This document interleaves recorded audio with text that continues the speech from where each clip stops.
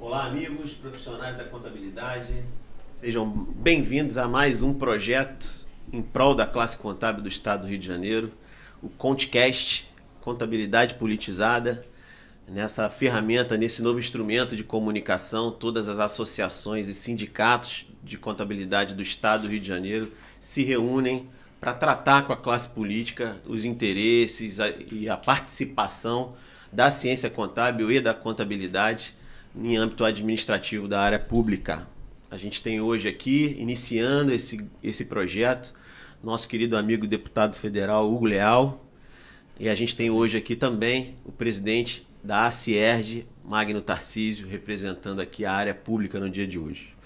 Então, o que eu queria dividir hoje com vocês aqui é como tem sido o trabalho do deputado Hugo Leal, como ele vê a contabilidade e qual é a expectativa que ele tem numa reeleição da construção de um estado do Rio de Janeiro mais forte. Então, primeiro passando a palavra aqui para a saudação inicial do deputado. Obrigado, Samir, obrigado, Magno, obrigado a todos que estão nos acompanhando para esse ContCast. Adorei, gostei desse trabalho. E, Samir, a expectativa nossa, é claro, nós estamos num momento de eleições, um momento muito tenso, mas também importante para que nós possamos consolidar propostas que já haviam sendo encaminhadas e outras propostas que nós precisamos consolidar. Temas que são extremamente relevantes e para a classe contábil ainda mais, porque nós teremos muitas repercussões. Nós já temos, né? Infelizmente, a nossa legislação tributária e fiscal é uma legislação muito rica, entre aspas, né? Uma riqueza desagradável, porque são muitas matérias e acaba que uma divergência grande. Então, meu papel aqui também é esse, nós podemos debater. E um outro aspecto muito relevante, eu agradeço a presença do Magno aqui, é nós falarmos da contabilidade pública, né? Falarmos das auditorias, falarmos do controle, o papel que o controle tem a cada dia dentro do serviço público, né? E qual é a razão que nós estamos discutindo aqui? Contabilidade no seu aspecto mais amplo, e a questão da contabilidade pública através do controle. Acho que vai ser uma excelente oportunidade para nós dirigirmos aos profissionais. Também acredito. Magno, sua saudação inicial aí, quem nos assiste. Bom dia a todos e a todas. Agradeço o Samir ao convite, agradeço mais uma vez o deputado a presença e acho que vai ser um encontro muito satisfatório para todos nós. É isso. Então, para a gente dar um encaminhamento inicial aqui, como o objetivo dessa nova rede é exatamente levar o conhecimento dos mais de 200 mil profissionais e funcionários de escritórios de contabilidade e estudantes de ciências contábeis um pouquinho do que a gente tem de opções para encaminhar o nosso voto e, logicamente, com essa sinalização cidadã, a gente conseguir entregar a nossa contribuição para fortalecer o Estado do Rio de Janeiro. Importante, Hugo, você falar um pouquinho da tua história política, da tua trajetória política para quem está te conhecendo hoje, por exemplo, pela primeira vez. Tá ótimo. Bom, Samir, primeiramente, né, eu quero registrar aqui sempre o carinho que eu sou recebido pela classe contábil. Mais uma vez, deixar esse registro seu aqui e o compromisso que nós temos com esses dois temas, a contabilidade pública e a questão da contabilidade no seu aspecto mais amplo. Dizer o seguinte, na realidade, eu não sou nascido no Rio de Janeiro, eu vim do interior de Minas, minha cidade chama Ouro Fino, no sul de Minas, mas vim para o Rio em 1980, vim servir a Marinha, tem todo um histórico. Depois fiz faculdade de Direito na UFRJ, depois ia fazer contabilidade e a opção foi fazer economia na Faculdade Cândido Mendes, aqui do centro. Tive essa oportunidade e logo no início dos anos 90 eu já ocupei cargos públicos na Secretaria de Justiça do Estado. Fui vogal da Junta Comercial. Verdade. Em 92, 93, 94. Tive muita honra de representar o Estado do Rio de Janeiro. A época que ainda eram os processos, ainda manuais, né? Tudo manual, era uma outra. Mas já se falava, não estamos falando de 30 anos atrás, já se falava muito da questão da modernização, da digitalização, o que nós estamos, né, discutindo novamente aqui. Depois eu tive a oportunidade de trabalhar em alguns municípios daqui do interior do estado, como Itaguaí, trabalhei também em outros municípios nessa parte do desenvolvimento econômico. Eu tive grandes oportunidades nesse momento. E em 1996, final de 96, eu vou para a Câmara dos Deputados. não como deputado, como assessor parlamentar. Sim. Eu tive a experiência lá de ser consultor na área do direito constitucional e administrativo. E fiquei lá em 97, 98, volto para o Rio como advogado aqui para fazer as campanhas eleitorais e sou convidado então pelo governador eleito, o governador Antony Garotinho, para ser secretário de administração. Aí eu tive, o que eu falo aqui para o Magno, ele vai entender perfeitamente, nesse prédio ainda que é hoje, lá da Erasmo Braga 118, é isso? Perfeito. 118, 13º andar era o gabinete do secretário de administração. Um dos maiores desafios que eu tive na minha vida, se você fazer um Estado, voltar o Estado a equilibrar, isso em 99, renegociação da dívida, tudo que a gente está ouvindo agora, um pouco vem daqueles quase 22 anos atrás. Fui secretário de administração, depois tive a minha primeira eleição em 2002, fui deputado estadual, né, fui candidato a deputado estadual, um pouco mais de 30 mil votos, mas só assumi a Assembleia em 2005, com o falecimento de um deputado. Em 2003, eu fui presidente do Detran. Eu falo que esse também foi um enorme desafio. Implantar na gestão pública, né, o que nós estamos discutindo agora. Isso em 2003, nós estamos falando de mais de 20 anos atrás, é implantar planejamento estratégico, implantar programa de gestão, implantar integridade. Não se falava em integridade, o aspecto era outro. Eu acho que tudo isso, né, eu falo assim, os conceitos hoje eles são modernizados ou são atualizados para uma lógica que nós estamos vivendo. Mas isso, essa questão da administração pública, ela sempre esteve presente na minha vida e esse modus operandi. E aí, a partir de 2006, né, eu fui candidato a deputado federal e o povo do Rio de Janeiro tem sido muito condescendente comigo e tem me colocado sucessivamente, 2006, 2010, 2014 e 2018. Fui 4 eleições já para deputado federal, estou me apresentando para uma 5ª reeleição, com projetos focados lá na Câmara, principalmente na questão da segurança viária, mas infraestrutura, e com ações muito marcantes aqui para mim na área de desenvolvimento econômico. Fui membro sou membro da Comissão de Desenvolvimento Econômico, Indústria e Comércio. Acho que é uma oportunidade ímpar de nós estarmos discutindo aqui matérias que interessam à contabilidade. E também da Frente Parlamentar da Gestão Pública. Eu sou o presidente da Frente Parlamentar do Fortalecimento da Gestão Pública. Eu acho que aqui eu estou num ambiente que eu falo que me é muito favorável, um ambiente que eu sei, né, do que nós estamos falando.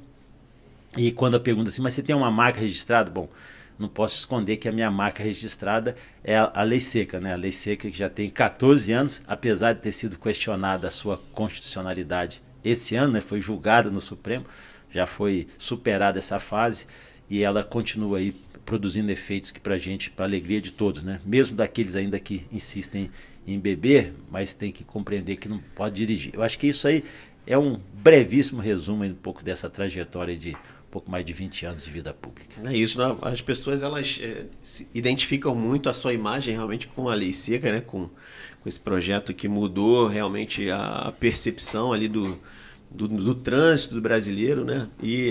Mas é importante sinalizar para todas essas outras frentes, essas outras pautas todas que você tem levado à frente. Então, sempre mais voltado para o desenvolvimento econômico, para a estruturação das empresas, dos negócios. Você também teve a oportunidade desse ano de ser o relator do orçamento da União, né? Um dos maiores desafios, não é por acaso você discutir 4 trilhões e 800 bilhões, né? 4 trilhões e 800 bilhões. Metade disso dívida. É muito duro, né? Metade é dívida. É uma responsabilidade muito gigantesca, imagina. Dívida, juros, amortização, assim, impressionante. E o nível de investimento do país tem caído a cada dia. Isso é muito, muito preocupante. Talvez um dos maiores desafios que nós tivemos nessa discussão do orçamento é a tentativa de manutenção do nível de investimento no país. Investimento em infraestrutura, investimento em saúde, em educação, nos mais variados temas. Porque ele é comprometido, e o Magno pode falar aqui também, não é diferente aqui no Estado, comprometimento da dívida com a arrecadação e com os próprios investimentos no Estado. A gente precisa disso, é uma questão de sobrevivência. O poder público não precisa ser o único animador desse tipo de investimento, mas o papel dele tem cada dia se tornado essencial. Verdade, verdade. Estão recebendo aqui agora o Renato Mansur, nosso presidente do SESCOM, que estava numa outra agenda aí representando os profissionais da contabilidade. Mansur, uma saudação inicial aí para quem está participando hoje da nossa primeira edição do ConteCast. Hoje, correria. Bom dia a todos. Muito importante para nós esse podcast aí. né, que vem trazer a proposta de todos os políticos, a nossa agenda política. Primeiramente aqui, cumprimentar o nosso deputado Hugo Leal, que muito também tem nos apoiado aí no Congresso. Magno, querido, tudo bem? Vamos em frente, doutor Samir. É isso. É bom tê-lo aqui com a gente. Hugo, um outro ponto que eu queria esclarecer também para quem nos acompanha aqui no canal é como é que funciona a atuação de um deputado federal, especificamente falando. O que o trabalho dele pode contribuir para que o estado do Rio de Janeiro, que é o estado a quem ele representa, tenha realmente um retorno? É bom lembrar, o Samir, Mansur, bom recebê-lo aqui também, feliz em partilhar essa mesa contigo. É bom lembrar que o parlamentar, né, seja ele municipal, estadual ou federal, ele tem duas vertentes de trabalho, sempre caracterizar isso. A vertente do processo legislativo, ou seja, da discussão, do aperfeiçoamento das leis, e uma outra vertente que talvez seja tão quão importante que o processo legislativo é a fiscalização do executivo. A fiscalização da legislação. Eu digo isso com muita vontade, que é ao lado do Magno, dizendo o seguinte: eu me utilizo muito dos instrumentos dos tribunais de contas ou das auditorias, dos controles, para poder fazer a minha fiscalização também. A minha fiscalização enquanto poder legislativo, para atualizar em vários sistemas. Todas as vezes que a gente encontra alguma dificuldade, por exemplo, no sistema da Receita ou no sistema do INSS, eu vou buscar nos órgãos de controle aquilo que eles já detectaram. Que às vezes a linha deles é uma linha mais burocrática e a minha linha é uma linha política, porque a minha decisão ali, a minha incisão, o meu trabalho ali, acaba levando uma mudança da própria legislação. Então, o papel preponderante do parlamentar é, sim, aperfeiçoamento da legislação, como nós podemos citar várias aqui, né? Falamos da Lei C aqui, mas poderia citar várias outras. Eu fui o relator da Lei de Recuperação Judicial e Falência, eu acho que teve um impacto muito grande, ainda estamos aperfeiçoando para o sistema de micro, médias e pequenas empresas, estamos aperfeiçoando também para o sistema cooperativo. Acho que tudo isso é relevante, mas a fiscalização, o parlamentar não pode abrir mão da fiscalização. Seja ele governo, seja ele oposição, porque fala assim, quem faz fiscalização é oposição. Não, pelo contrário, eu já fui vice-líder de governo e mesmo nunca abri mão desse mistério do parlamento de fazer a fiscalização, de fazer a cobrança. Aí, às vezes, pode ser um assunto aqui no executivo municipal. Eu sou parlamentar, eu posso ver o que do ponto de vista federal, eu posso trazer para cá para discutir, para aperfeiçoar a legislação municipal ou a legislação estadual. Eu acho que essa é a essência do trabalho em parlamentar. Ao longo desses 16 anos, eu tenho feito muito isso. Se você o número de requerimentos de informações, número de comissões externas que eu participei. Vou dar um exemplo, uma comissão externa que eu fui o coordenador. Comissão externa da intervenção federal aqui no Rio de Janeiro. Esse é um trabalho, quer dizer, não é o trabalho principal de um parlamentar, mas eu acompanhei toda a questão da intervenção, dos recursos que vieram, me relacionei, conversei, colocamos assim a aproximação dos órgãos de controle do Estado e dos órgãos de controle da União. Agora, tivemos avanços naquele momento, mas era um momento muito crítico. Mas eu tive uma oportunidade de ver muitas vertentes ali dentro. Então, o papel do parlamentar não pode abrir mão não só do processo legislativo, que o princípio constitucional é exatamente isso, mas principalmente de fiscalizar. Por isso que quando eu sou induzido, eu sou provocado pelas entidades, como é o caso do CRC, ou como é o caso da Associação de Auditores, a minha obrigação é me posicionar, falar, pode até não concordar, se não concordar, eu vou processo de debate. Agora, nunca posso abrir mão de fiscalizar. Essa omissão do parlamento, às vezes, compromete, né, o próprio trabalho do executivo. Sim, até contribui para que as coisas não saiam efetivamente como deveriam, né? E aí você fala que você usa os papéis de trabalho desses mecanismos de controle, né, da estrutura da administração pública. O Magno está aqui com a gente, que é presidente da Associação dos Servidores do Controle Interno do Estado do Rio de Janeiro. Ou seja, o que ele administra lá é produto, consequência da ciência contábil, né, do trabalho do profissional da contabilidade. E aí a gente sinaliza que a importância da contabilidade para a sociedade como um todo, nesse ponto específico no que tange a área pública. E aí queria passar a palavra para o Magno aqui, para ele interagir com você com relação a essa frente que a contabilidade atua em favor da sociedade. Bem, novamente, bom dia a todos e a todas, né? Deputado, eu gostaria de dizer agora que a gente tem que colocar um pouco em voga, né, a importância do contador para a área pública. E eu queria que o senhor desse uma breve explanada sobre como o senhor acha que esse papel do contador deve ser exercido na área pública. Mas já que você provocou aqui, eu achei que essa pergunta ia vir do Samir ou do Mansur, mas já que você provocou, eu acho o seguinte: primeiro eu quero enaltecer aqui o trabalho, né, que o CRC do Rio de Janeiro, na figura do nosso querido Samir, do Mansur, já vinha assim num trabalho da própria Maria Vitória, né, foi presidente, mas consolidado agora, o papel de relevância e de relação institucional que o CRC vem fazendo. Porque a política é o caminho do processo de diálogo democrático. E o que acontece? Às vezes o contador não tinha noção exata da importância, da relevância, porque às vezes ficava estigmatizado ao contador do processo de que nós hoje conhecemos, só os números. Não, o papel hoje do contador é muito mais amplo. Eu defendo aqui, é claro que nós temos um processo de debate, que os órgãos de controle, os órgãos de auditoria, sejam ocupados por contadores. Assim como o procurador do Estado é um advogado, os órgãos de controle têm que ter um contador. Isso. É uma lógica, Samir, mas que ela vai ganhando espaço. Não adianta só na lei impor, porque aí a qualificação desse profissional. Acho que a percepção social precisa existir primeiro, né? Por isso, Samir, por isso que eu dou toda a relevância desse trabalho que vocês estão fazendo aqui no CRC do Rio, né? Esse encorpar do trabalho e do reconhecimento do profissional. Vocês me têm lá na Câmara, como pode contar comigo 100% dentro dessa linha. Eu acho que não é questão de privilégio, é uma questão de prerrogativa, completamente diferente. Isso é uma lógica. Então a gente vai aperfeiçoando, isso vai sendo colocado, e não é nem reserva de mercado. Eu estou muito à vontade aqui, porque eu não, como eu falei, eu sou um contador frustrado, porque eu acabei fazendo economia, mas cada vez mais isso é a parte importante, porque tem uma lógica. Quando você costuma dizer nos eventos que tem de contabilidade, fala assim, não, a OAB tem isso, a OAB tem... A OAB perpassa, a OAB se relaciona com várias das instituições, não só o Poder Judiciário, tem uma lógica que aí, entre aspas, uma reserva de mercado, sim, previsão constitucional. E o que o contador tem que fazer é exatamente elevar a sua categoria, o reconhecimento, a sua qualificação para poder ocupar esse espaço, que é essa provocação da pergunta que o Magno fez aqui.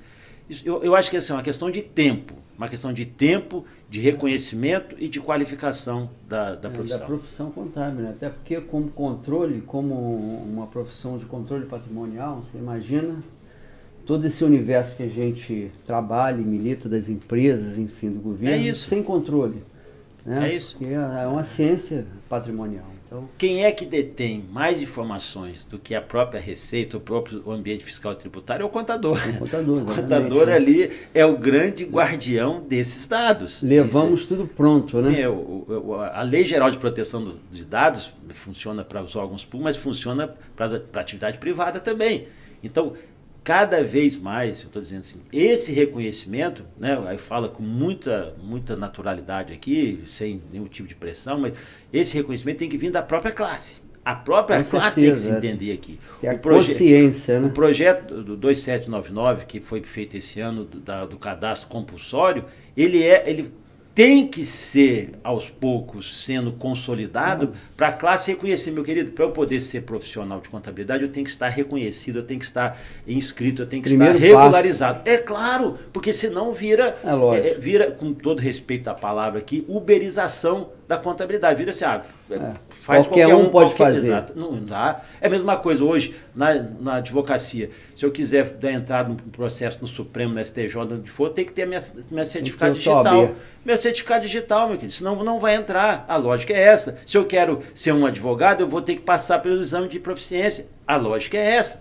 pronto, isso começa a ser um reconhecimento da categoria e na ela vai ocupando verdade, espaço. Na verdade, a verdadeira defesa da sociedade é essa, né? Da você profissão, né? prescinde o registro. É importante você estar registrado para poder exercer a profissão com regularidade. E aí sim, cobrar a defesa e tudo mais. O que eu queria levantar com você aqui agora é que o profissional da contabilidade, ele atua muito fortemente no apoio ao desenvolvimento econômico.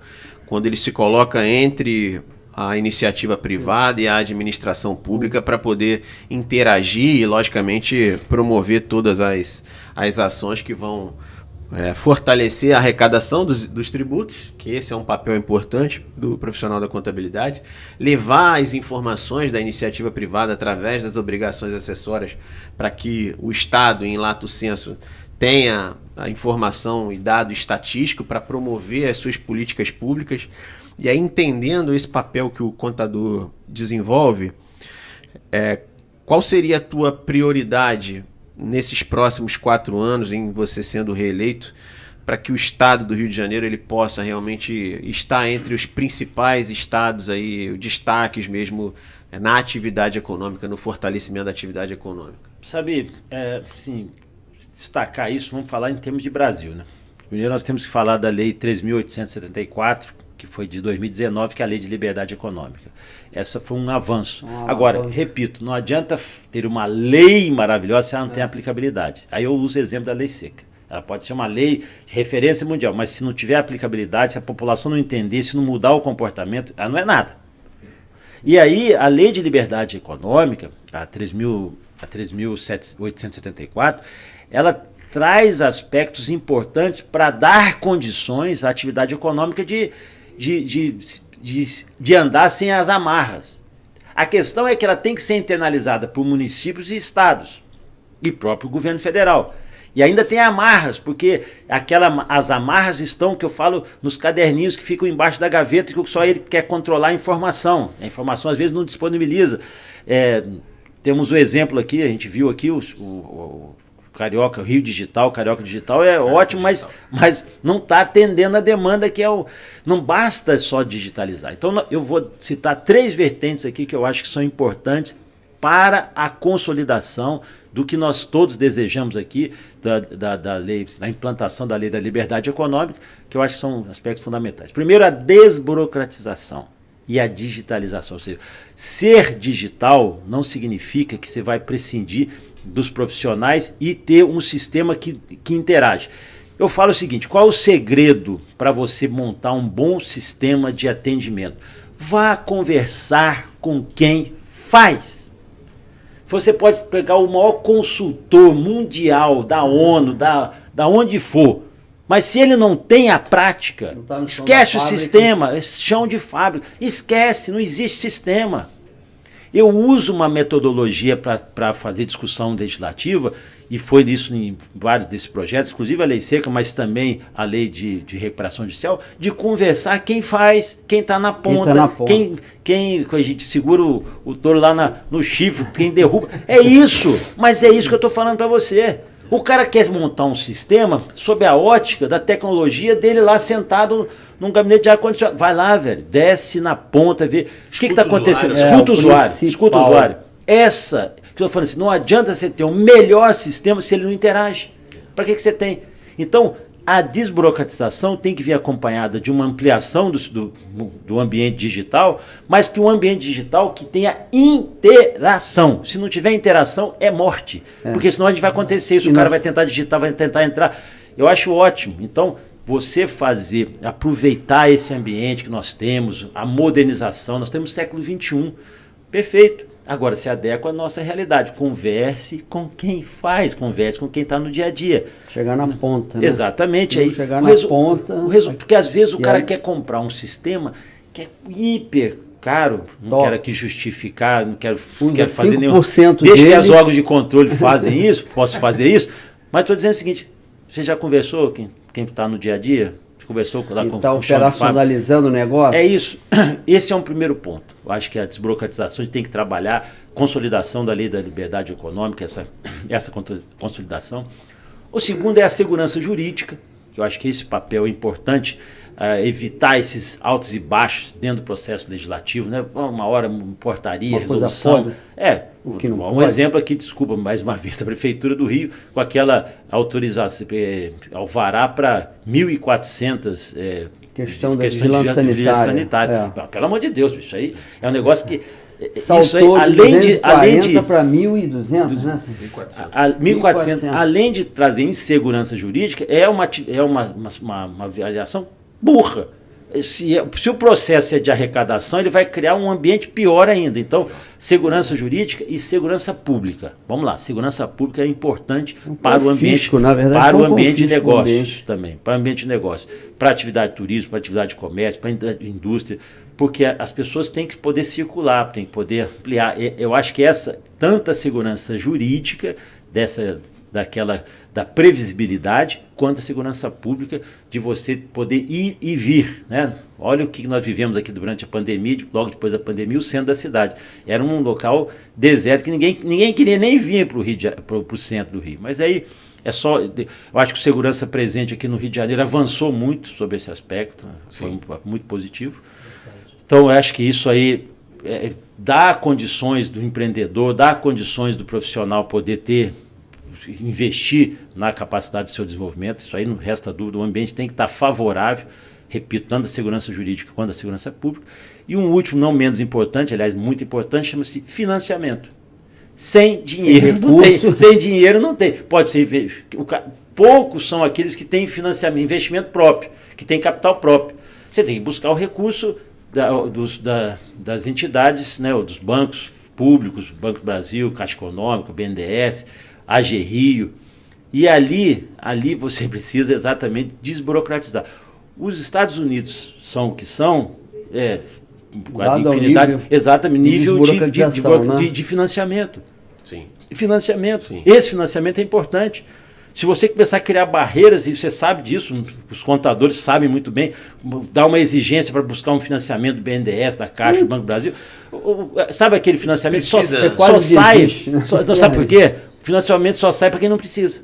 O cara está tão regularizado, mas tão no nível máximo, que ele não precisa, ele consegue alcançar. Aquele que mais precisa, não alcança. Isso é flexibilizar as regras de financiamento e, assim, provocar as contrapartidas para que aquele financiamento gere realmente benefício social. Samir, né? Eu não estou dizendo para abrir mão das garantias. Pelo contrário, isso seria um contrassenso. Mas é o seguinte, as garantias... hoje em dia, da forma que as pessoas agem, aquele suspensão direto na conta corrente, lá como é que chama? Bloqueio judicial. Pelo amor de Deus, você tem uns instrumentos hoje que há 30 anos atrás você não tinha. Então para com isso. É um nível de exigência, impressionante, que acaba piorando ainda o ambiente de negócio. Então acho que são essas vertentes, a desburocratização com a digitalização, a questão da segurança jurídica com a segurança pública e o financiamento. Sem dinheiro novo não tem investimento, o cara fica parado. É o que está acontecendo agora. Nesse momento está acontecendo. Está todo mundo esperando para ver o resultado das eleições. Mas para mim, acabou a eleição, vença quem vencer, e o processo democrático tem que sempre se consolidar, aí as pessoas voltam para a sua atividade. É legal o que você está falando aí, porque o profissional da contabilidade, ele tem papel preponderante aí nessa reestruturação. A gente não pode digitalizar a burocracia, que é um dos grandes medos que a gente tem, né? Transformar digital um processo que é burocrático. Daria no mesmo, né? Acaba dando no mesmo. A gente precisa, na verdade, repensar novos processos para que a gente tenha realmente uma entrega mais célere e a melhoria do ambiente de negócios. Isso a gente tem um ponto muito favorável, que é a junta comercial, que se aproximou muito do profissional da contabilidade, escutou muito quem está lá na ponta usando os serviços, e hoje a gente tem a junta comercial, uma das mais rápidas do Brasil, aí entregando 48 horas, serviços. Né? Você faz 40 minutos você consegue entregar um contrato, um CNPJ, uma inscrição estadual. Dependendo da consulta prévia, né? Isso é bastante rápido, lógico, alguns entes, como a prefeitura, ainda não aderiram 100%, mas a gente acredita que a gente vai conseguir fazer esse encaminhamento. Agora, você já conseguiu perceber a importância da participação do profissional da contabilidade na estrutura social. E aí eu queria que você falasse um pouquinho desses projetos de lei que você encampou enquanto parlamentar para poder favorecer à sociedade, né? Na realidade, né, aqui não é favorecimento nem privilégio. Eu acho que, como eu falei anteriormente, é prerrogativa. Aí a questão do reconhecimento do profissional, provocado, né, por vocês, o parlamento tem essa característica, você só legisla não para mim. É provocado, dialogar, porque assim, eu estou representante. Essa demanda, eu sou representante, não é o que o projeto é meu. Não, o projeto é de quem trouxe, o projeto é da sociedade. A própria lei seca foi um debate intenso. Então, eu entendo que a representação parlamentar, ela tem essa característica. Não sou eu que tem que ser o relevante tem que ser a relação que você está trazendo à sociedade, esse debate que eu repito. Se eu estou aqui falando do chão de fábrica, se eu não fizer isso, eu estou jogando contra o meu patrimônio que eu falo do que eu defendo, do que eu acredito. Então, a questão que desse momento a gente foi provocado aqui pelo CRC, primeiro no projeto 1633, que é a questão da inviolabilidade dos escritórios profissionais de contabilidade. Por que essa lógica, né? Para defender o profissional. Não, OAB, né? Profissional, o erro, não, ninguém está aqui defendendo o erro, nem quer defender. Diferenciar o que é um cliente que às vezes pode ter se comprometido, diferenciar aquele cliente, separar o profissional, que às vezes pode estar até equivocado, pode até responder um processo criminal, daqueles outros clientes que estão ali na carteira dele. Sim. Imagina a devassa que vai ser, né? Imagina o transtorno, né? Eu me lembro aqui, fase mais fase, principalmente da Operação Lava Jato, nós vivemos, infelizmente, uma fase assim, bastante crítica, foi boa do ponto de vista para a sociedade, mas acabaram atropelando muitas dessas prerrogativas de garantias de direitos, e isso foi muito perigoso. Tanto que aconteceu a hora que aconteceu. Né? Veja o que está acontecendo. Sim. Eu não sou aqui apóstolo do Apocalipse aqui para falar do que é do posterior, mas é o cuidado que a gente tem que ter com a questão das prerrogativas, das garantias, dos direitos fundamentais. Não só isso, eu acho que o Estado tem que fazer sim a sua investigação e buscar a compensação. Agora, tem que ter cuidado na hora de atuar, porque o Estado age com a força policial, com a força pública, e aí sim, essa questão da inviolabilidade era uma questão de expansão ali, de extensão dos meios profissionais da advocacia tem. A gente agradece até essa sensibilidade, porque para quem está nos acompanhando aqui, o objetivo do projeto de lei é poder entender especificamente fazer com que a atividade do profissional da contabilidade, quando ele atua como contabilidade gerencial, o profissional tem uma empresa contábil com mais de 100 clientes ali, onde ele administra as necessidades daqueles clientes e tudo mais. Você imagina se um único cliente desses 100 promover algum tipo de ato irregular, ilícito, você receber dentro do seu escritório a polícia com busca e apreensão, levando todos os seus equipamentos, todo o seu material de trabalho, toda a sua estrutura. Então, por conta da investigação de um cliente, você prejudica outros 99. Então, isso assim, acaba realmente com a estrutura de trabalho de um profissional. E aí ter a oportunidade de discutir um projeto de lei que o resguarda o profissional, lógico que a polícia tem que ter o direito de investigar e de promover as ações lá para defender a sociedade, mas não em prejuízo do exercício do profissional da contabilidade. Da reputação, né? Acho bastante importante esse encaminhamento desse projeto e eu tenho certeza absoluta que a gente vai resguardar os bons profissionais nesse sentido. Essa é a lógica fundamental, separar o joio do trigo, né? Separar ali quem são os bons profissionais ou aqueles que envolvem. Pode acontecer também, ninguém aqui, como tem advogados que se envolvem com o ilícito, com o crime, e, às vezes até com com crime organizado, acontece também com qualquer outro profissional. Aliás, quando você fala do ser humano, eu sempre comparo isso. Não é o diferencial do servidor público, não é o quanto ele ganha de salário, não é o salário maior, o salário menor, se o policial ganha mais, se o ministro do Supremo ganha mais, ganha menos. É questão de caráter. Não é questão salarial, é questão de valor. A questão é caráter. Caráter vai ser pela vida toda. Você pode ganhar um salário mínimo, você pode ganhar um salário de CEO. Se você não tiver caráter, você vai conduzir a sua vida daquela forma. Vai se corromper Exatamente. De qualquer forma. Eu costumo dizer que na minha atividade parlamentar, eu costumo muito brincar, e eu tenho a minha fé, a minha doutrina que eu professo, né, respeito as demais, a minha é cristã, eu digo o seguinte: eu peço sempre a Deus para me afastar não precisa tirar os obstáculos, as dificuldades, que elas nos fortalecem, elas nos tornam mais firmes e a gente vai sempre enfrentar. E a vida é exatamente isso. Me tire as facilidades, porque as facilidades são normalmente as opções que lhe dão para atalhos, para momentos mais fáceis, e aí você pode ter certeza. Cai na cilada. Vai quebrar a cara. Normalmente quando o cara oferece não, isso aqui, agora eu vejo aqui, isso, veja assim. E na atividade profissional também. Sim. Quando o cara oferece um atalho, um dinheiro que chega, não, meu amigo, pode ter certeza que aquilo ali tem problema. O que resumindo era laranja madura na beira da estrada, ou tá bichado ou tem marimbondo no pé, velho. Não se mete, porque eu falo isso, né? Quando eu peço nas minhas orações, eu falei, me tire as facilidades, porque as dificuldades o Senhor me dá força para poder enfrentar. E a lógica é essa também do profissional, velho. Profissional, na hora que você oferecer para você alguma coisa, você, profissional de contabilidade, vai servir para você também a sua regularização, a sua integração cada vez mais.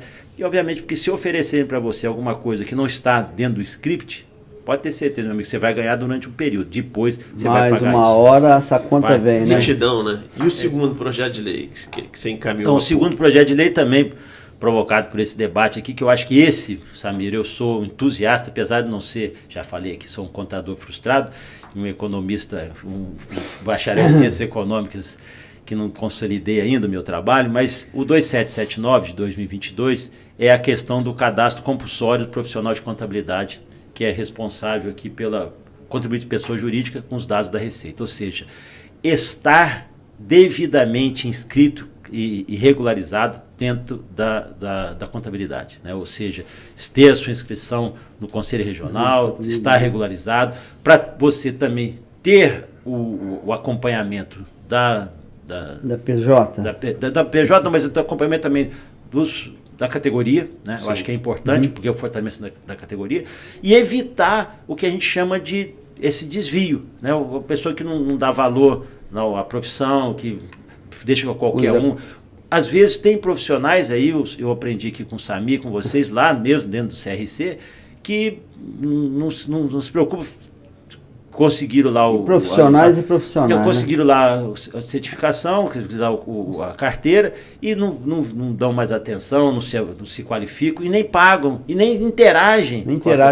Aí, meu amigo, ele faz do jeito que quer. Aí é aquela contabilidade que a gente sabe que depois vai acabar dando problema. E às vezes oferece serviço, vocês sabem disso, mais uma vez, oferecendo facilidade, que daqui a pouco o PJ, a pessoa jurídica, para quem ele está prestando serviço, vai ter aquela facilidade momentânea e depois, meu amigo, vai ter problema. Finge que me paga, eu finge que eu trabalho. O 2779, eu entendo, Samir, que é outro projeto que nós vamos nos dedicar aqui muito, né? Assim que encerrar esse processo eleitoral, que eu considero mais do que, como falei, mais do que privilégio, prerrogativa, eu acho que é uma questão de justiça com a classe contábil. Eu também acredito. Eu acho que esse projeto de lei ele vai trazer a regulação do exercício do profissional da contabilidade.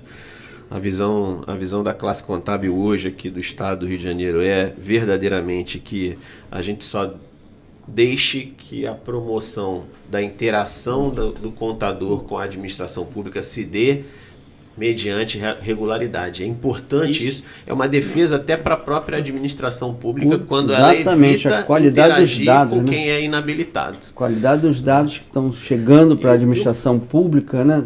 E o conselho que ele tem esse grande objetivo, né? Que é de defender a sociedade do mau exercício profissional. Esse é o grande encaminhamento e eu acho que esse teu projeto de lei vai ajudar sobremaneira. Provocar aqui o Magno, provocar aqui, assim, da mesma forma que o advogado está na Constituição, que o advogado é essencial à justiça, o contador é essencial à contabilidade pública e à contabilidade privada. Claro, isso é uma lógica. Quando nós falamos lá no capítulo da administração pública, ou falamos no capítulo da ordem econômica, o profissional de contabilidade, o contador, o profissional de contabilidade tem que estar ali, ele deveria estar ali. Eu acho, repito, por isso, por ascensão de escada, né? A gente vai subindo degrau por degrau. Eu acho que o que nós estamos fazendo aqui hoje, essa oportunidade que vocês estão dando para outros parlamentares, para candidatos que querem buscar, que entendam isso, qualificação do trabalho do profissional, e esse profissional sendo reconhecido, sendo qualificado, sendo autorizado, sendo registrado. aí a própria profissão vai sendo olhada de outra forma, e é assim que nós queremos. Como ele sempre foi representante do contribuinte, é o elo, né, entre o setor público, né? Então esse projeto é muito importante no sentido de que está lá sendo representado por um profissional que tem realmente qualificação, tem registro, né? E isso é bom para o serviço público e é bom para a empresa. A qualidade da informação é super importante. Eu acho que essa aproximação da classe contábil com a classe política, ela vai trazer bons frutos para todos, né? Tanto para a própria estruturação do ordenamento público, quanto para o exercício profissional e, logicamente, para entregar um valor importante para a sociedade. Mas, Samir, só perguntar aqui para o Magno, tem sido isso com o governo do Estado aqui, a aproximação da contabilidade com o governo do Estado, com a auditoria, com a controladoria também? Eu acho que isso é um resultado muito prático, não é, Magno? Hoje a gente tem uma Controladoria Geral do Estado que tem aproximadamente 300 contadores, todos registrados, e que eu acho que procura dar uma entrega para a sociedade dentro daquilo que é princípio a sua finalidade, dentro daquilo que é exigido. O deputado tem acompanhado esse trabalho, é um parceiro na nossa área pública, é uma pessoa que vem sempre tendo a pauta do controle como uma das questões assim básicas do mandato dele, né? E aproveitar que ele me provocou, devolver a provocação, deixar ele à vontade, se ele quiser completar com alguma coisa relacionada a essa pauta do controle, que a gente sabe que é bem... A própria Controladoria Geral do Estado tem entregado bastante valor para a sociedade nos últimos anos, né? As ações de acordos de leniência que tem feito. 836 milhões aproximadamente só em acordo de leniência. Que a Controladoria conseguiu ajudar para promover a devolução desse dinheiro para os cofres do Estado, não é isso? Com certeza. Certeza. E assim tem, além do mais, na própria prevenção, né? A prevenção de atos indevidos pela gestão, né? Porque a gente avalia o seguinte: mais importante do que o próprio processo de desajuste pela corrupção é a má gestão do recurso público. Sim. E a gente, às vezes joga mais dinheiro fora do que a própria corrupção, né? Exatamente. A gente entende, enquanto associação, enquanto carreira também, que mais importante é uma gestão na qualidade do gasto e na boa aplicação do recurso, ação preventiva, e concomitante com a ação preventiva, porque aí você alcança todos os índices orçamentários, você alcança todas as metas de gestão e você acaba auxiliando o governo de uma forma transparente e qualitativa, né? É interessante isso que o Marco está falando. Eu lembrei aqui de uma vez num seminário, eu sou também da Comissão de Segurança Pública lá da Câmara, e guardado aqui uma similaridade, perguntaram assim, qual é a polícia, qual é a melhor polícia, né? Qual é o melhor tipo de polícia, a polícia que chega no local do crime 15 minutos ou a polícia que chega no local do crime com 5 minutos. E aí o profissional diz o seguinte: a melhor polícia é aquela que não deixa acontecer o crime. Claro, pô, é óbvio, é a prevenção. É isso que eu estou falando assim. Quem é o melhor profissional? Aquele profissional que vai lá e recuperou os 800 milhões, que eu acho que isso é uma fase, porque é mudança de cultura também. É a transição, é a transição, né? Porque eu sinto, é o profissional que não deixa acontecer, que alerta antes. Porque pode ser por desvio, por má fé, ou pode ser por lógica, por parâmetros que eles estão usando de forma equivocada. Acontece? Ações de controle. Exatamente, ações de controle. Ação de controle, exatamente isso. Não é a imposição do controle, a preponderância só do controle, mas é o diálogo do controle com quem está fazendo a despesa pública. Porque hoje, alguns anos atrás, a gente viveu o apagão das canetas. A gente sabe o que é apagão das canetas, o Mário sabe, que muita gente todo mundo fica com receio, ninguém quer mais assinar nada. Ninguém quer ser ordenador de despesa. E com certeza, o que falta? Qual é a transição para isso? Não, mas qual é a transição? É o conhecimento de que tipo de despesa está sendo feito, porque as despesas vão continuar acontecendo. É isso. E não pode deixar espaço para o amadorismo, porque se o espaço do amadorismo constrói essas anomalias que a gente vê dentro da administração pública. Então, a prevenção, o esclarecimento, ele é importante para evitar o desvio. É isso, simples. Quanto mais transparência, quanto mais luzes no processo, melhor. a gente não vai acabar por completo, mas se você puder Vai evitar com diminuir ao prevenção, ponto, né, exatamente. aceitável. Quem é a melhor controladoria? Aquela controladoria que não Preventiva. deixa, né, exatamente, que não Preventiva. deixa ver o equívoco, seja ele por má fé, que aí é ilícito, é crime, ou seja por má informação. É isso. Agora, a gente já para fazendo um encaminhamento aqui para o nosso encerramento, toda essa interação que a gente fez com a classe política, rendendo os frutos que a gente já consegue perceber a olhos vistos aí, motivou a criação de uma frente parlamentar pela contabilidade lá no Congresso Nacional. E eu queria que você esclarecesse para quem nos acompanha aqui, qual é a importância da criação de uma frente parlamentar e o que o profissional da contabilidade pode esperar desse trabalho? Então, Samir, o mais importante na criação de frentes parlamentares, eu já estou há muitos anos lá no Congresso, sei disso, é a atividade dessa frente parlamentar. Não só os parlamentares estão envolvidos diretamente com o tema ou com os propósitos da classe contábil, mas principalmente a agenda. Tem que ser definida uma agenda. O que será a agenda para 2023 da Frente Parlamentar da Contabilidade? Quais são os projetos prioritários? Como é que você faz? Nós temos lá, faz cafés da manhã, jantares, almoço. Eu acho isso bom, tal, agrega, mas eu sou favorável ao que eu chamo de reuniões de trabalho. A participação ativa. A agenda de trabalho. Marca uma manhã lá, bota um cafezinho, uma aguinha, pronto, e vamos para a agenda de trabalho. Eu fiz isso com outras instituições, a gente fez com a Frente Parlamentar do Empreendedorismo, tem dado um sucesso. Muitos dos avanços que nós temos tido aqui nessa liberdade econômica e outras têm vindo da Frente Parlamentar do Empreendedorismo. Tem um colega meu também de partido, Marco Bertaioli, é uma referência nossa para esse debate, e a gente avançou muitos temas porque nós temos essa oportunidade de fazer previamente a avaliação desses temas. Aí o que eu falo, a gente costuma brincar lá que tem centroavante e tem goleiro.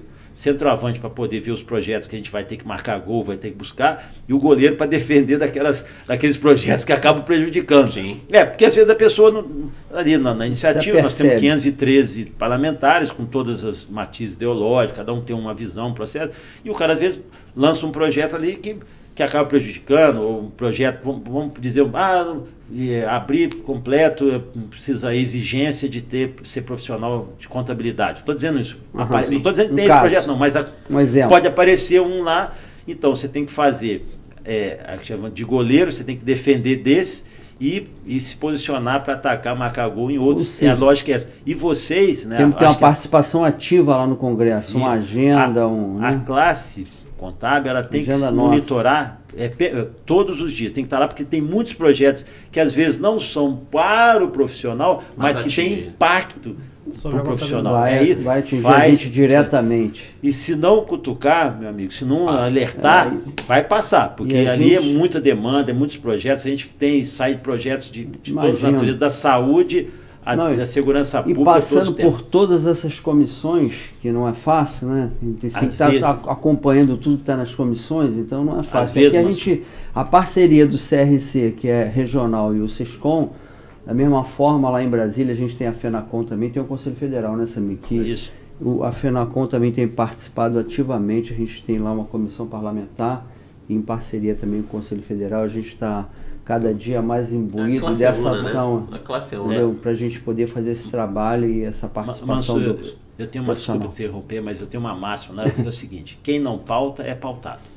Se você não levar a sua pauta, você vai ser pautado e você vai ter que ficar se defendendo.